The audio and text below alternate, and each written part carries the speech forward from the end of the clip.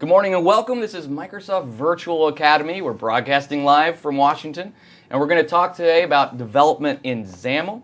I'm excited to be here, and I'm excited to be here with Uni.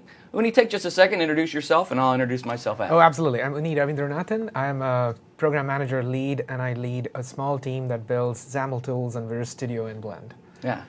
So, but not just Blend, but also inside Visual Studio and all the Absolutely. tooling that we'll talk about today. My name is Jerry Nixon. I go through the deck here. My name is Jerry Nixon. I'm a developer evangelist from Colorado, and I talk to developers, both professional developers and student developers at schools. And just like you who are watching today, we talk about XAML a lot, building on Windows Phone, building on Windows 8, and building on the desktop as well. So today is going to be an exciting day. We have a packed agenda, and it's kind of cool. I want everybody to kind of pay attention to all the different pieces here because the last one is extremely nice. So we'll start by talking about all of the tooling that we provide to XAML developers. And so the first two sessions really walk through the editing experience and the editing tooling given to developers inside Visual Studio. And so there's a developer who is building XAML applications using XAML as a technology. Both Blend is a tool that you'll use and Visual Studio. We don't want to shortchange all the tooling that's there in Visual Studio and some of the new neat features in 2013 as well. And then we'll go into Blend, and we'll have two full sessions of Blend, one before the meal break and then one after. And then we'll go into actually building a store really from scratch. We'll go all the way from soup to nuts, using all the tooling the way it's kind of meant to be, and we'll kind of talk about options that we have as well with different types of data. And then the final one will be just some fun things that Uni and I really like to show, some of the features in the tooling, as well as just some techniques that are sort of cool inside XAML. And after that, we'll take a moment and have a full Q&A that's live. So if you have a question about Visual Studio, you have a question about Blend, you have a question about XAML, you can ask that anytime during the day, and it'll be resolved or answered or kind of triaged by anybody who's on the chat line at the time. But if you have a really core question, save that until the end, bring it to us, and we'll be monitoring the chat and answering it live during that last session as well. So right now, though, let's go on into the first session. And before we do, let me set just a moment of expectation here for whoever the viewers are. And so this is a difficult thing for us to do. We had a little bit of a struggle trying to decide on who the right viewer should be. Is it the beginner developer, or is that well-seasoned developer wanting to use the tooling at a high level? And the reality is it's for both, and it's a difficult thing to do, to talk about this tooling and target a specific audience as well. So if you're a student developer or a new developer to XAML, this is going to feel very comfortable to you. We won't move too quickly, and we won't try not to take concepts for granted, but at the same time, we also won't move too slowly, so that if you're a seasoned developer, you'll have plenty of things to get out of this as well. And one of the neatest things, and I hope it will be one of the things you'll take from it, is the ability to see the tooling used the way it was sort of meant to be used. And so be sure and queue up your questions if you have them, but that's sort of the expectation. If you're an intermediate developer, this is ideal for you, but we should have plenty for everybody at the same time. If you are unfamiliar with C#, this might be a little bit of a struggle. You can program using XAML both with C++, C#, and Visual Basic, but today we'll be focusing solely on C#, and so that way you at least know. Yeah, all right. And the same thing about Windows Store as well. Like, we're going to be doing a lot of demos using Windows Store apps today, particularly targeting Windows 8.1. But that doesn't mean if you're targeting Windows 8 or Windows Phone, WPF, or Silverlight, the same techniques also apply there as well. Right, so we'll be talking about store apps regularly, but all of this applies down, and there'll be some slight variations, and we'll try and touch on those when they actually happen. Again, this is an MVA course, so just for being part of this course, you get our voucher code that it gives you the 50 MVA points for this event. So our voucher code is BLEND, easy enough to remember. I'm not sure if it's case sensitive or not. Let's assume it is. Capital B, everything else is lower. Beautiful. All right, Uni, so let's start thinking about Visual Studio 2013. Hasn't been out all that long. A lot of nice features that were introduced for developers that even just from 2012 to 2013. So let's start just first thinking about XAML. And so here is just a quick introduction to XAML. And if I were to ask you, what is XAML? I'm sure your family asks you what XAML is. How do you boil it down? Oh, absolutely. So the way I see it is it's a declarative UI construction language. You sort of declare the user interface structure using some constructs. If you're familiar with XML, that's all you pretty much need to know. It's declarative. It has a ton of great features like the ability to do data bindings and animations. You can style your controls. But the beauty of the entire thing is you can sort of build an app by using declarative UI and then writing some code that sort of ties together different UI constructs. So it's a really powerful declarative way of creating user interfaces, and you can build apps for Windows, Windows Phone, Windows Store, Silverlight, and so on and so forth. And it's valuable to have a technology that's declarative. I mean, we say that word, but it's actually very, very valuable. One reason is we can build designers around a declarative language. Yeah, absolutely. We have some really powerful design tools that expose all of these capabilities, make it really easy for you to style controls and create data scenarios where you visualize data that's coming from a service. Yeah. All of that is made really easy by this declarative language. And XAML as a framework is actually quite powerful because it's very user experience oriented as well, right? It easily integrates animations, it scales beautifully, it has a lot of features that not just in the store, but everywhere you see XAML, you have this animation. Yeah, I mean, you absolutely can build an app for Windows that sort of has the personality of Windows. It has like that smooth, fluid UI. It's all connected to services. You sort of like are interacting with the full immersive environment and so on and so forth. Yeah. I mean, it kind of contrasts, I suppose, a little bit with Windows Forms, and animations and things like that in WinForms was always difficult. I mean, very, very difficult, and they're almost built in and native inside XAML, so you can really build an immersive application. There is a little bit of a learning curve if you're a Windows Forms developer, but at the same time, C# should be really familiar to you. Yeah. The whole notion of controls and abstractions around controls and data should be very familiar to you. So there is a lot of familiarity. But at the same time, there is a little bit of a learning curve, but we really hope today's session should help with that. And we'll show all day, but the designer really helps developers too. I mean, it's not just something that you struggle through. The designer is really a helper. It's really robust and really smooth. Yeah, absolutely. Okay, so I have all kinds of cool things to show. I'm going to open up Visual Studio, and I think let's just walk through and show if I'm a XAML developer, what would be my experience. And so I'll just start up a new project here. Actually, one thing we didn't talk about, and I'd like to just take a quick second, is all the code that Uni and I are going to be working with today is available for any of you to look at almost live. And so if you go to xaml.codeplex.com, that's XAML, xaml.codeplex.com, all of our solution is there. I'm going to be editing it right now, checked out. Between every session, I'll go ahead and check it in. So all the work that we're doing right now, you can go and get it within an hour of us doing it. So it should be just during the break, I'll check everything in and you can go get it. So I have that solution open right now. I'll start a brand new project. Or no, I won't start a brand new project. I'll open up, let's say, the space project, and we'll make some changes together. Absolutely. All right, so I have my main page here. Should we start inside XAML or start inside C#? I think we should start with XAML. All right, let's do it. So I'll double-click my XAML file. It's main page XAML. It'll open up the designer for me. I will close my error list, and let's go. It's just it's a page that shows the cast of Star Trek. I love it. All right. So we're not going to use the designer at first. We're going to just start coding in XAML. And I think if I'm a developer, I'm a XAML developer. I'm coding XAML. It's not. We don't have an expectation that they won't code in XAML. Yeah, I mean, we find users who are extremely productive by sort of editing their XAML by hand, and we've done a lot of work to sort of help them out. That doesn't mean you must fall back to XAML. We have a very powerful design tool, which we'll cover in a little bit. Yeah. But let's kick off by showing some of the new things we've done for the user who likes to type their XAML. Perfect. All right, so I'm inside, let's say, a grid right here, and what are some of the first things that we can do?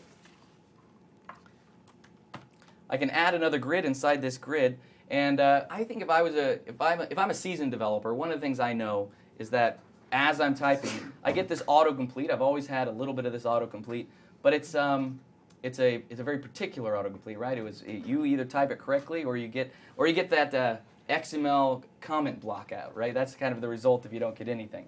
but it's a lot more flexible now. Right? So now I have, like for example, let's say what I wanted to add was a stack panel. Right? If I mistakenly typed stack with a K panel, it still shows up for me. Right? It's still very flexible for me. That's an important improvement, I think, because I type a lot of XAML and I make a lot of mistakes. Yeah, absolutely. And this is an idea that if you have done a lot of C# coding, the C# language service does the same thing, where it sort of tries to do the right thing as far as matching. We try to bring some of those ideas into the XAML editor as well, because we want to sort of maintain that continuity of experiences. Right. It's sort of a fuzzy match. Yep. And sometimes what I might want is, if this was a grid, let's say it was for the background, what I might want to add is like a solid color brush here, right? And what I have this option now in C#, but now I have it here is this camel, so I can say solid color brush, and it'll bring it down, and of course it's farther down in the list, but here's solid color brush, and it's gone through and found everything, not only that matches this camel casing, but also everything that kind of matches whatever the type that belongs inside this property. Absolutely. A lot of nice power there as well. What's something else I can show?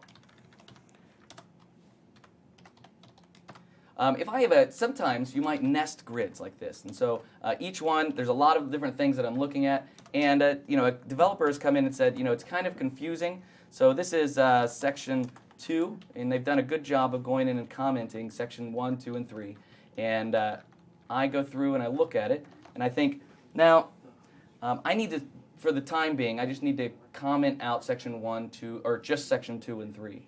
And so to comment those out, I might have nested comments all throughout my XAML, and it becomes really painful because I'll add, if I do this manually, I'll add this at the top, and then I'll go to the bottom, and I'll add this close at the bottom. Of course, that's not valid inside XML, and it's a painful way to do it, but Visual Studio kind of helps us out so we don't have to do it this way.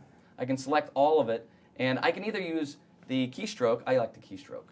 Yep. So, yeah, Absolutely. I'm a Control EC to add a comment for myself. But I can also use it up in the menu, and I actually don't have the right command bar to show. Oh, it's that. right there. It's right here. Yep. Yeah, you're right.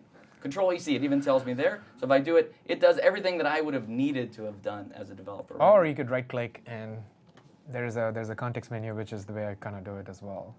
I think. Is that right? Or maybe I'm not right. Oh, Okay. throughout mine. Maybe it's not there. Ah. So, but right-clicking there did show us one interesting thing. I don't have any right now, and you can talk to it. But if I'm right here, ready to code, I could type in any of the controls I want. Of course, I could drag them from the toolbox as well. But some of the things I do, I might want to use snippets for. And we haven't really had snippets. We've had support for snippets using a little third-party controls that are not controls, but third-party extensions to Visual Studio. But now that's built in. We can use snippets right here inside XAML. I can just say right-click, and I can choose one or two. I can, in this case, I'll say the expansion snippet. And here I can select whatever tag I want.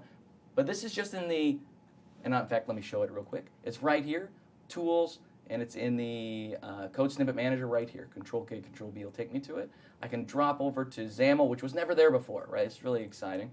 And then go into this folder. I can add as many snippets as I want. And if I work on a team, I can have this folder be a shared network resource as well, so we can all have snippets as well. So there aren't snippets right here. What's the story with that? So if you go to XAML, I don't know if you can bring up the internet and go to xamlsnippets.codeplex.com.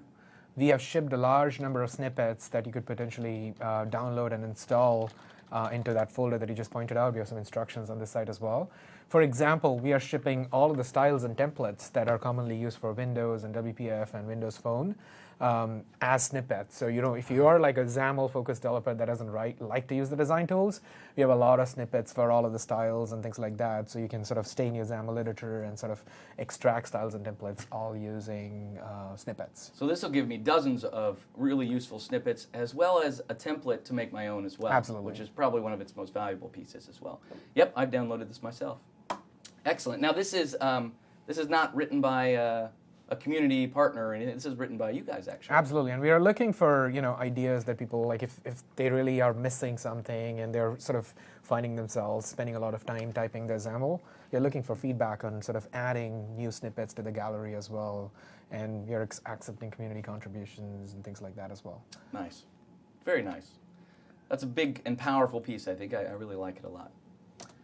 All right, walk me through some other features here. How about we show the fact that we update the end tag when you decide to sort of update Oh, yeah. your starting So tag. this is a handy grid, but what I really meant to do was a stack panel.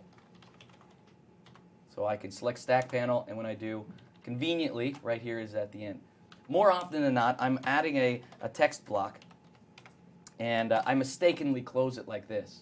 And you don't really need to put anything inside the content of the text block, so I like to just close it, and to me that's a great feature. It just pulls that down out of the way. If stack panel were here and I had these two together, even if I was inside stack panel.background, even here I can do the same thing as I would change it. It follows it Oh, absolutely, yeah. all the way around. And I like that a lot. I mean, obviously you wouldn't do it this way, but And often what happens is you have like large snippets that are nested. You spend a lot of time like scrolling, finding the closing snippet, and so on and so forth. That's right. So the closing tag is what I meant, and then sort of updating it. We sort of do all that for you now. Yeah, that's really nice. And I just be honest, when I talk to my web developer friends, they had this last version, and it always made me so jealous. I love the fact that we have it now. Beautiful. All right, help me out. Give me another one here. How about we show some of the really awesome go-to-definition features? Oh yeah, that's great. All right, so I'm gonna have well, that's interesting. I'm gonna have a text block here, and one of the things that I can do to a text block is I'll go over to its properties and set its style, and its style will be. Actually, let me define a style, because that'll be the first cool thing I can do. I'll go into the XAML, the app XAML, and here I can start adding new styles. So I'll create a quick style, and I'll target it to my text block. Text block, just like so. And we'll say this is Jerry's style.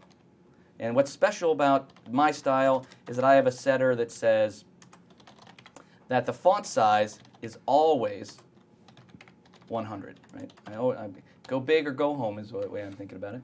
And now let's see, what am I doing? I think you do need since there's the merge dictionary, let's take out that resource dictionary There we go, for a perfect. second. Yep. That's right, that was left over. There we go. And so I'll jump over here and go back to my text block. I'm going to set its property, or its style, but I don't have to go to the designer to do it. I don't have to go over to the properties to do it. Here I can say the style, and here I can say it's a static resource. And look, there it is right there in the list like I would hope to have. Yeah, so we sort of unify all of the styles that are applicable in that scope. They could be coming from Windows, they could be your own styles, they could be coming from a dictionary that's in scope. We sort of show you the full list, and we filter down to things that are really applicable.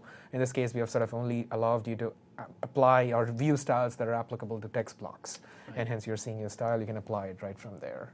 Beautiful. And what's even better is this style, let's say it does come from a dictionary, and maybe it's a linked dictionary, it's far away, I don't really know, maybe I'm new to this project, and I don't really know where the other developers keep all the styles. Finding this style in Visual Studio 2012 was a little spelunking challenge, right? Well, you pretty much have to do Control-Shift-F, find everything in the solution, then wade through that, and so on and so forth. Yeah. But now we don't have such a thing now. Now it's a single keystroke, that's F12. Yeah, and this one certainly is on the right-click context menu as well. Aha! Let's just do it with the right context menu then. All right, go to definition, and when it does, it'll take me all the way to the correct file and then navigate me to the correct style as well. Yeah. Do you want to create a based on style to sort of show you, like we let you walk the entire tree, which is a very common scenario? Sure, let's do it. I'll create an Uni style. Yeah, exactly. All right. Very good. All right. So we will have based on. Static resource, yep. Yours will be based on mine with one change to it. You always say it needs to be bigger. There we are. Perfect. So I can select now either Jerry style or Uni style. It'll change the font size for me. So I'll say Uni style right there. It fills it in.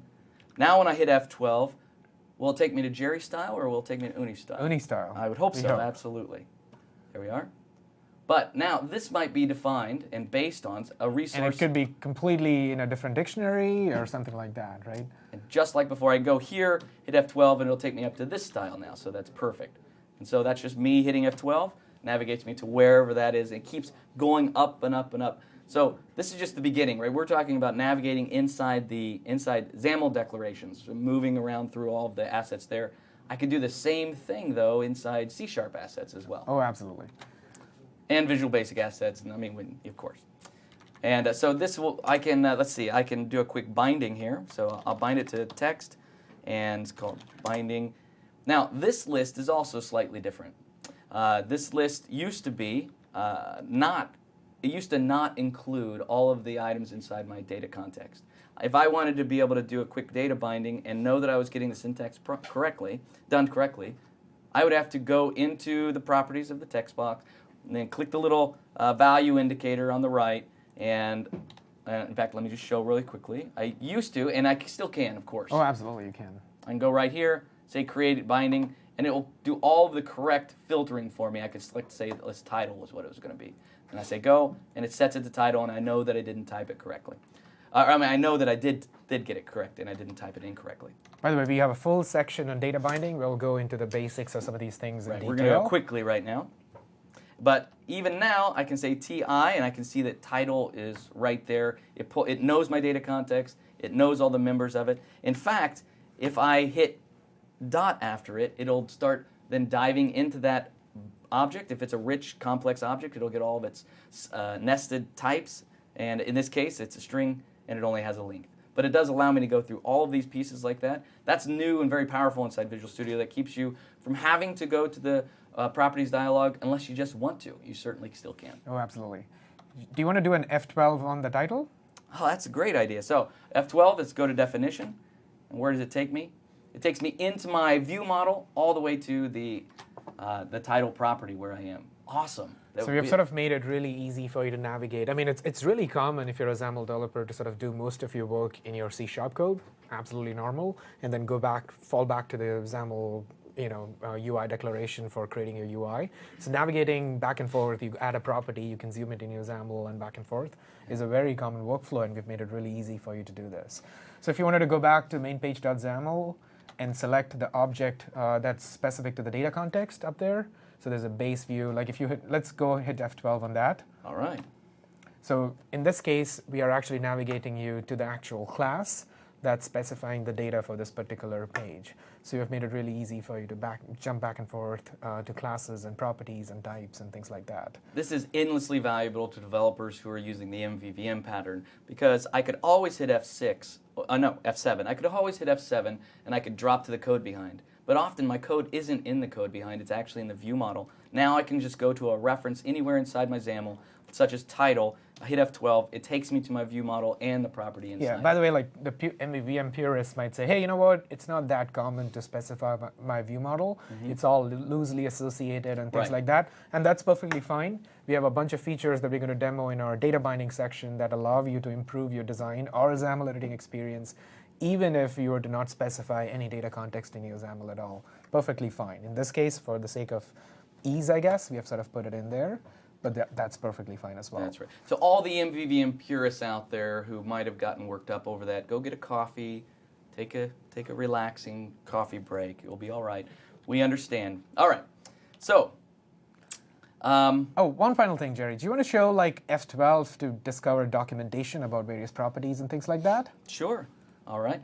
From inside here. Yeah. How about you put the cursor on the text block, and you want to know what the thing is all about? Right here. Yep.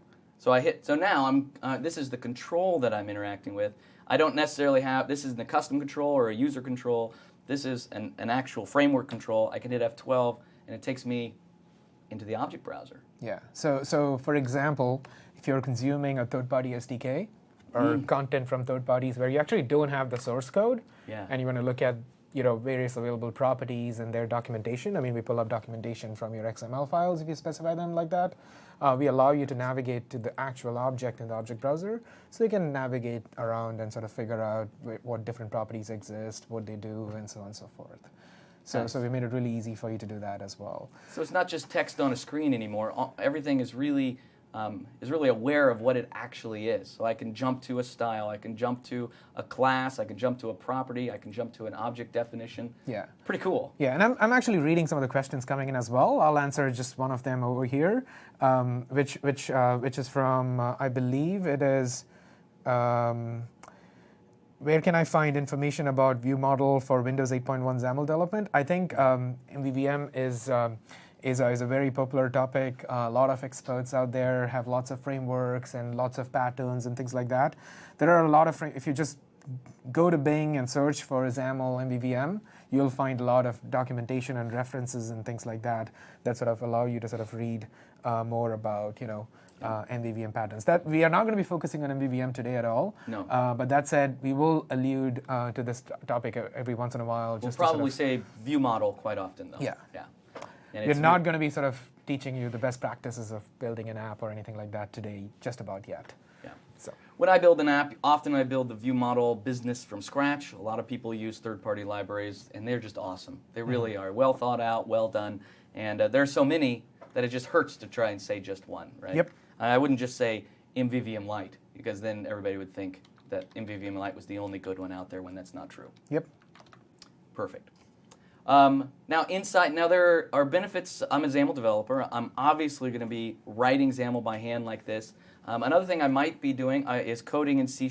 I have a couple cool things that I can do in there that are special as well.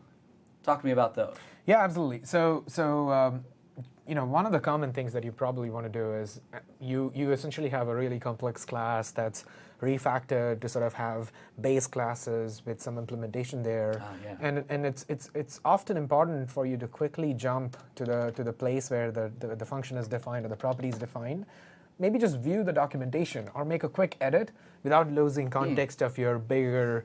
Let's say you want to do a quick bug fix to change the value of a constant without actually opening the file and doing edits. In Visual Studio 2013, we have a new feature called Peek, which is really popular. A lot of people like it.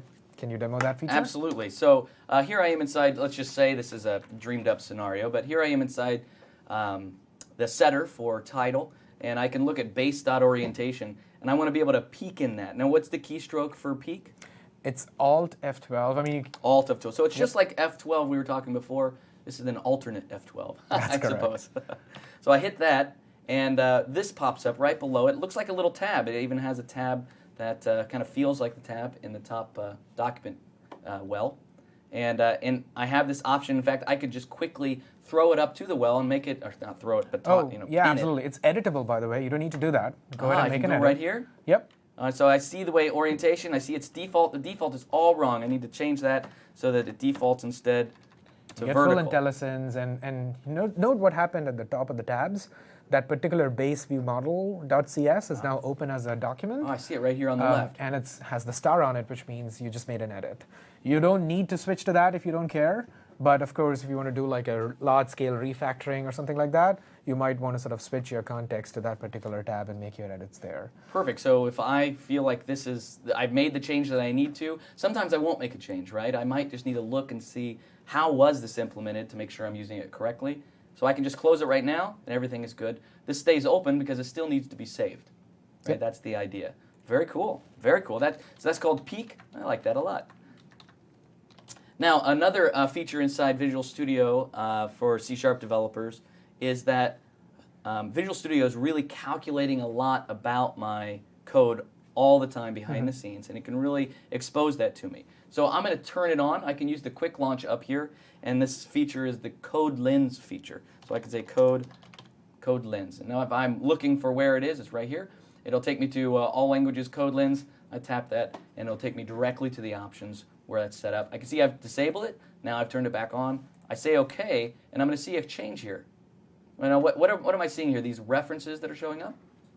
So those are sort of like what we've done is behind the scenes we have calculated the actual number of references to that particular property or function or class, and we are sort of indicating that to you just as an overlay, so you can sort of see the most common references and things like that. So go ahead and click one of those hyperlinks. Like this one? All right. Yep. So you can see like we now pop up some UI that sort of lets you see all of the places where that particular reference is made, and now you can quickly jump to any one of those references by just double-clicking on it. Oh, and I can even take a quick look at them without even navigating to that page if I wanted to see it really neat. Oh, Yeah. wow, that is awesome. Absolutely. And this also integrates with TFS. If we're using Team Foundation Server, it would also show me the history of the change for this line as well. Yep. Very powerful like that. We're not using TFS right here, so it doesn't have it, but pretty neat nonetheless. Yeah. I just want to answer a couple of questions on the chat forum. One of them was from Robert, who is asking, what's the keystroke for CodePeak? The keystroke is you keep the Alt key pressed and then hit F12. So Right. so that's as Jerry names it, the alternate F12. That's the way to sort of remember that. So F12 will take you to the particular function by opening the CS file in its full glory.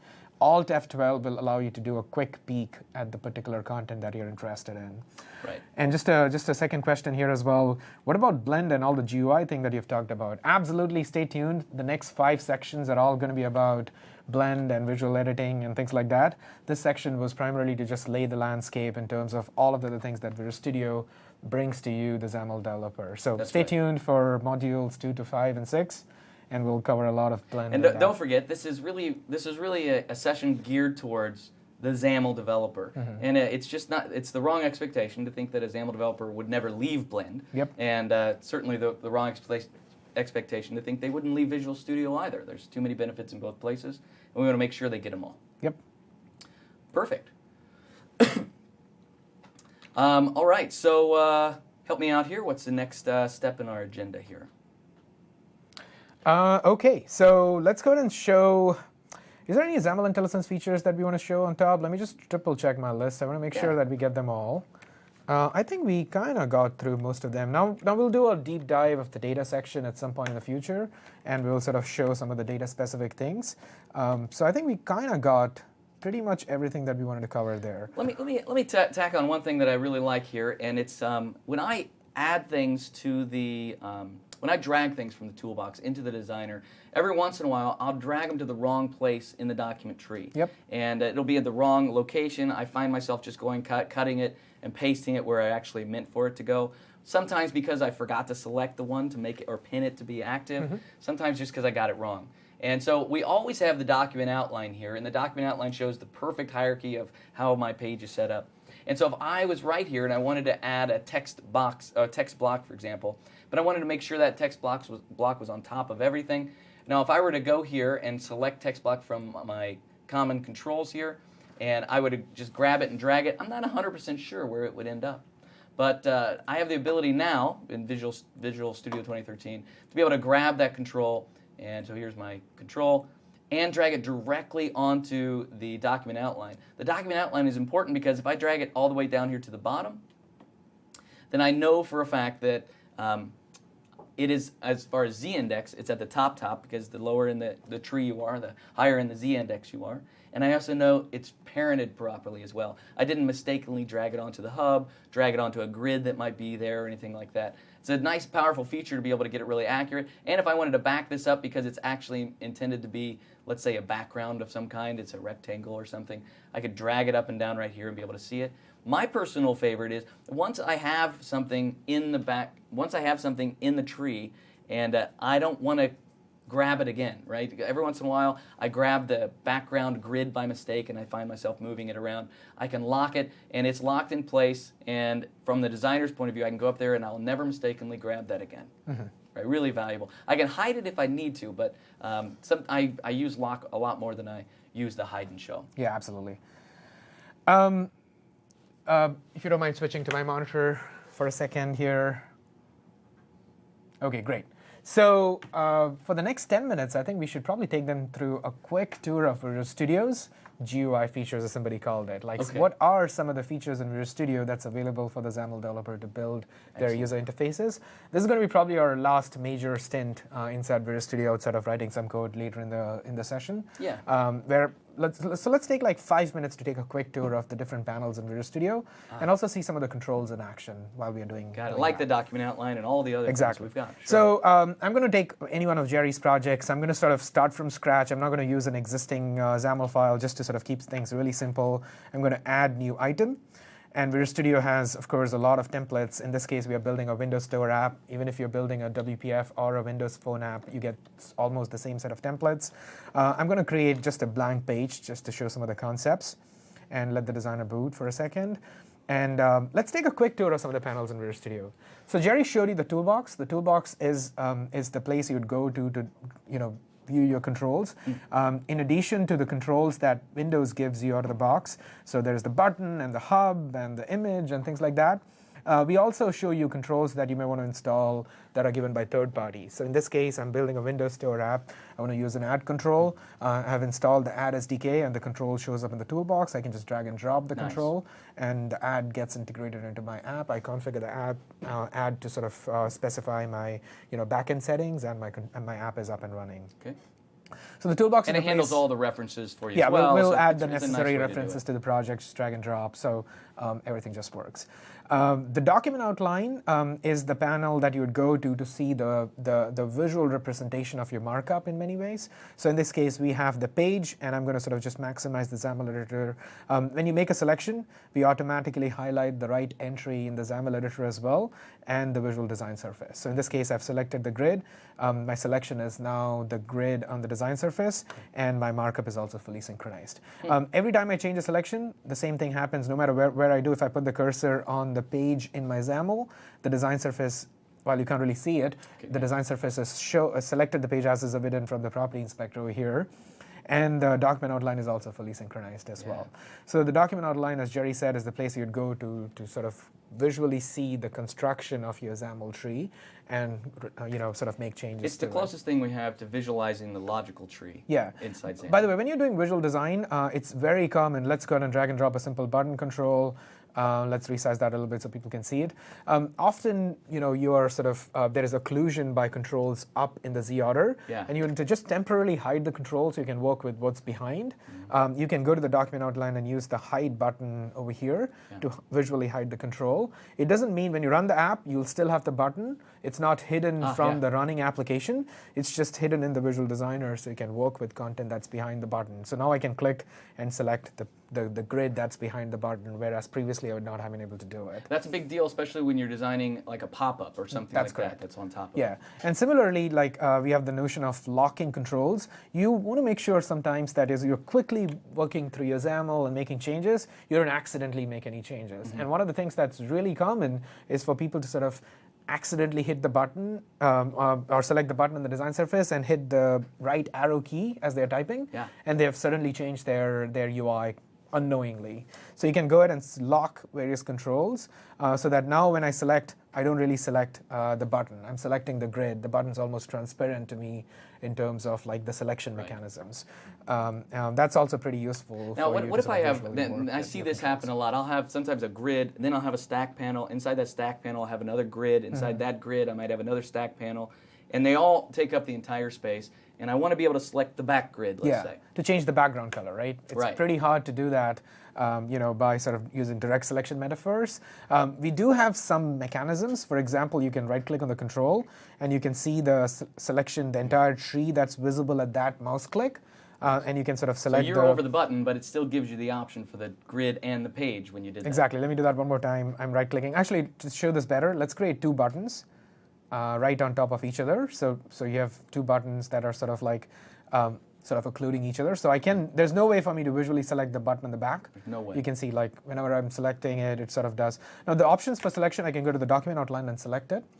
But the more common way of doing this would be you right-click on the control, wherever your intention is to go do some selection, and we'll show you all of the controls that are at that particular hit point. Whatever is behind in Z-index will sort of show you, and you can select the control that way as well. So we've done a lot of work to make it easy for you to select and work with controls. Moving on our quick tour of Visual Studio. Well, there was a layout option in that context menu. I think that's a neat option as well. And we'll go into that when we sort of go into Blend and work with some basics of UI construction there.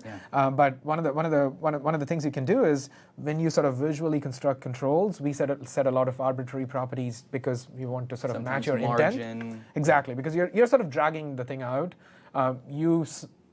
We have to do the right things to give you the right visual feedback, but that's not often what you want. You want like a naked tag, a tag that has no other properties on it. That's what we call like a naked tag. So if you want to sort of right-click on the control, hit layout and reset all. We clear out all of the properties that are related to layout and just give you like a blank tab now with the it's just a content button. on it. Exactly. Very nice. So we'll again go into some of those more advanced topics in a little bit.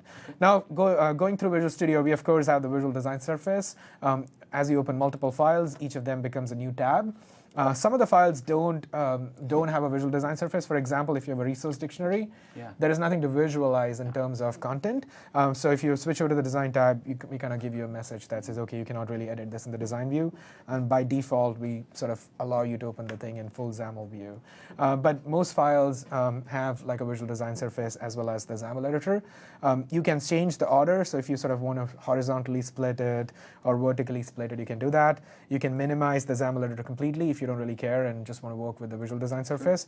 Or you could just double click on the XAML tab and get like a full screen XAML view of that experience as well, and sort of just toggle back and forth. So you can configure the way the UI that you want it. And finally, like there's the property inspector. The property inspector is where you'd go to, as the name indicates, set properties and view properties. We also have a section for viewing all the event handlers. You can double click on an event handler and we'll generate the event for you as well. The designer inside Visual Studio is excellent. I mean, really it is. And the designer inside Blend is excellent as well. Why are they both excellent? So the intent of having a Visual Design Surface in Visual Studio is the more common workflow here is you're doing a code-focused task. You're writing a bunch of code, and you want to sort of like quickly stitch together some UI and get the app to work. You don't really care about finessing your UI or anything like that. So the intent of some of the panels in Visual Studio is to sort of give you that code-first experience with XAML-first experience for editing a XAML, and at the same time get some visual preview. Now, if you want to do some minor tweaks here and there, like precise selection or setting a property, you can use the property inspector or the document outline. But Blend actually gives you a lot more panels that allow you to do a lot more visual design things, and we'll get to that. Like the states panel or the animation system in Blend is much more designed to be for design-focused activities. And if you are inside Visual Studio, you're not getting a second-class experience either. The designer itself is the exact same designer as what you have inside Blend. There's a shared code base, and so that's the reason it looks perfect inside Visual Studio and inside Blend. So that's one really neat piece for sure. Oh, absolutely. So to sort of end the section, let's go and take a tour of some of the controls that's available for you in Windows Store apps. We will have a section later where you're going to sort of build an app from scratch that puts all of these controls through their, through their paces. So don't worry, the audience on the screen, please don't worry if you don't actually understand the workings of this control, any of these controls. Jerry's going to take you through a much detailed tour. So of course there are the usual suspects. There is the button, or there's the checkbox, or the radio button. So those controls are there as well. But the Windows platform has a number of user experiences that are unique, and we have controls that encapsulate that user experiences. So one of those user experiences is the hub pattern. If you've used Windows 8.1 and the Bing apps, this is pretty common. There's the hero image, and there are multiple sections that the user can sort of pan through. There's a control for that, and you just drag and drop the hub control. Visual Studio and Blend sort of create some starter XAML for you. So we have the header section specified. You can change this to, let's say, call it the movies. And in Visual Studio 8.0, how many times did we go through aligning the header just right? And here's a control that just puts it there where it needs to be. So all you have to do is right-click on the control, go to your layout option, reset all, so you get like a full screen experience. The control does all of the right things in terms of encapsulating margins and things like that, so you don't have to worry about all of that. Just by configuring basic properties, you get your hub pattern up and running. One of the misconceptions around the hub control is it is not a data control. It is truly a layout control. It doesn't have an item source or anything like that. It's really meant to have things, a set of curated content laid out in the proper way that it feels excellent in the ecosystem, gives that visual alignment. And by the way, like you can see, like one of the things about Blend is as you're selecting different sections, let's go ahead and add a few more sections so we can sort of see this in action. So what I'm doing is I'm selecting a couple of sections, I'm hitting Control-C, and I'm just hitting Control-V. So I have a whole bunch of sections. Nice. Now, one of the things about the visual design surface in Visual Studio and Blend is as you're selecting different sections, we sort of scroll the section into view so you can visually see what that section is, and you can sort of relate to the content much better, and you can see the design experience requires you to see something. We sort of allow you to do that by scrolling the section. So you could have so many view. sections if they're off the edge, and then all of a sudden you don't really have a visual experience. Yeah, so let me just, by the way, the Visual Design Surface has a zoom setting. You can use the control key and use the mouse wheel to zoom in and out. Nice. If you just use the mouse wheel, we do a scroll gesture, so we sort of scroll the content. But we also have a drop down here to precisely control your scroll value. So in this case, I'm going to select 33% so I can see everything on the design surface. I can hit the space bar key, and I get this icon for sort of panning my content. Very popular, very common gesture if you've used design tools before, and you can precisely. So you use the space bar key. That's correct. Oh, beautiful. So that allows you to sort of precisely position your content where you want it. I love it. And that way you can now sort of make edits to your different sections, and you can select them, see them, and make edits. Is it possible for me to see all of my sections at one time? Absolutely. And I was trying to sort of avoid that topic because that leads us to the device panel. Right. And we're going to go into the details of the device panel at a later point in time. But in the device panel, which is your one-stop shop to see settings that you can apply to your app, that you can simulate at design time. There's an option to control the size of the display that your app is running in. You have a variety of options, right from a 7-inch tablet all the way to like a full screen experience at full HD. So let's go ahead and select a very common like 96 dpi HD resolution configuration. You can see like you can now see more sections. But that's not your question. Your question is how do you see all the sections? All of them, yeah. There's an option in the device panel that says that sort of reads auto. If you select it, you can sort of see every single section in your app. Now, of course, this is not looking pretty because the sections don't really have any content. But as you add content, you can see your entire hub page at a single shot. So as it gets taller and taller, it would grow to show more and more. As it's wider and wider, it grows to show more. And this is my one way to see everything. Yeah, and this is not some nifty trick. Often what happens is you want to sort of synchronize colors across multiple sections and things like that. It'd be really painful for you to select a section, select a color, switch back to the previous section and apply it. If you can see the entire hub at once, you can use tools, the various tools we have. For example, we have, if you go to the background property and change it to some color here, we have the color picker that allows you to sort of select a particular color from another section and so on and so forth. So seeing the entire hub page at once allows you to do some of these things. So let's go ahead and undo some of these things that we just did. And change back to our thing here. Let's see a couple more controls. We are kind of running out of time, so let me just really quickly go over one more control that's really common to Windows apps, which is the app bar. Okay. So the app bar is this place in your app where you see all of your commands, and you can sort of interact with the commands. You can use the swipe up gesture to bring up the app bar and then interact with commands. You have a really good experience for working with the command bar or the app bar control.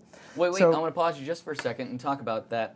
So I see two controls. I see an app bar control and a command bar control. Developers are asking me, what's the difference? Which one should I choose and when? What do you say to them? The app bar control, I see it as a Wild Wild West control. You kind of it allows you to bring some UI into screen, and then you own putting content into that UI. You can put anything in there, right from an app bar button all the way to fancy graphics. So if you want a slider in there or a text box in there, or you just name it, the app bar will take anything. Yeah.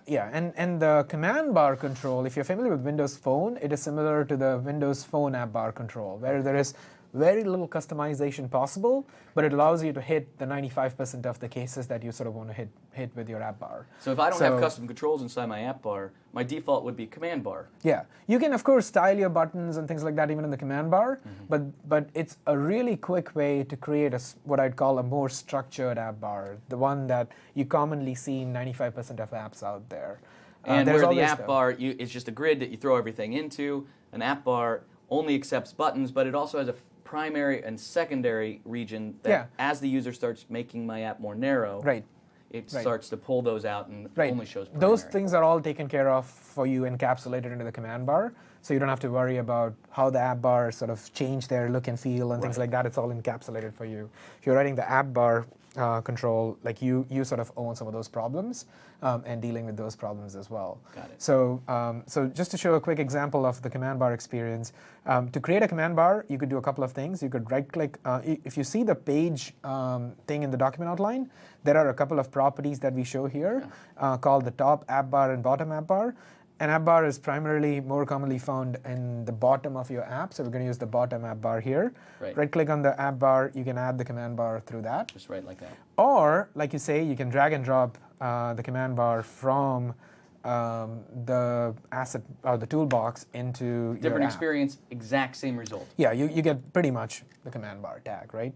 Now, one of the things about Visual Studio and Blend is when you select the command bar, we sort of expand it for you so you can visually see what you're doing. Now, the command bar itself has two properties on it: primary commands and secondary commands. Primary commands are the ones that usually appear on the right-hand side of the app bar, and secondary commands are the ones that appear on the right-hand side of the left-hand side of the app bar. Got it. So I'm going to right-click on primary commands and add an app bar button.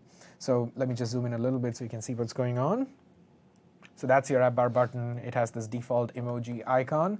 But we have a rich value editor for configuring, oops, my bad, for all of those icons as well. So if I was a developer and I said I'm never going to use the designer, this is a really good reason to use the designer. That's correct. This value editor right here. Right. So you can select, let's say, the folder icon or something Right. like that, right? So And that's how did we do this before? We had all of the options to choose from standard styles, or we would go into the character map and get it from there, or we would go download one. Right. I mean, it was such Right. a hassle. Here it is. Bam, I'm done. Absolutely. And then you can also do things like adding a separator. So that's your separator. Nice. Right-click again and add another app bar button. So that's your sort of, sorry about this thing. Including a toggle button, which I think is a big deal, right? Because I think a lot of us had to restyle a button because there wasn't a toggle button, and now there is, because that on-off is really important in a lot of Absolutely. application concepts. Yeah, so we'll go into some of these controls in greater detail Right. in later sections, and we'll actually build an app that uses many of these controls, so you kind of see not just how to visually construct them, but how to write code against them as well, how to write an event handler, how to hook up a command, and so on and so forth. So we'll get to that in a later section. Uni, let's take a 10-minute break. Let Absolutely. everybody go get a drink, and we'll come back in 10 minutes for Module 2, and we'll see you then.